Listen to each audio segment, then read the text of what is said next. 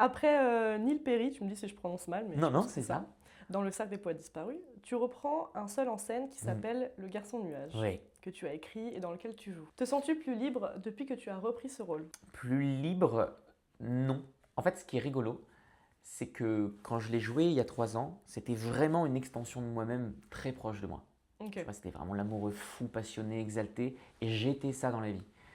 Et donc de le reprendre 3 ans plus tard, où j'ai évolué et qu'il y a un truc qui s'appelle le cynisme et l'aigreur qui sont un peu rentrés en moi, c'est normal parce que j'approche de la trentaine. Donc d'avoir tout ça, tu vois, fait que j'aborde ce personnage avec une forme de distance, comme si c'était vraiment un personnage. Mhm. C'est rigolo. Je me réempare de mon texte, déjà, comme si c'était plus tout à fait le mien, parce que je l'ai écrit il y a 4 ans. Donc, Ouais. je m'en sens un petit peu dépossédé. C'est pas tout à fait le mien, tu vois. C'est-à-dire que si je vais écrire un texte aujourd'hui, un monologue, un seul en scène, il n'aurait pas du tout ce visage-là.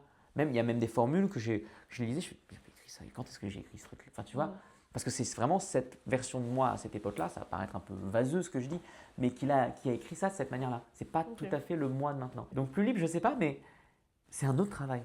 Mais c'est assez intéressant l'idée. Et ça parle de quoi exactement pour toi? Garçon nuage, c'est un garçon qui se sent difficilement apte à vivre avec, on va dire ça, le monde, Le les monde gens, actuel, oui, ok. ouais, tout. L'ambiance, Donc c'est un mécontemporain, pour d'accord. reprendre le mot de Charles Péguy, et qui a un petit peu de mal avec tout ça, et qui donc décide de grimper sur un nuage. Enfin, c'est ce qu'il se raconte, parce qu'en fait, il ne fait rien.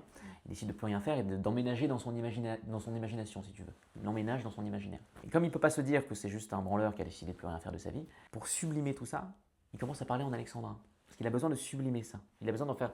Plus tu sublimes Ok. quelque chose, plus tu peux te l'autoriser, tu vois. Voilà, ça raconte ça. Et après, il va y avoir une histoire d'amour, il va tomber du nuage, et là, je vous en dis pas plus. Venez voir. C'est à nous de, voilà, c'est à Venez nous voir. d'aller voir.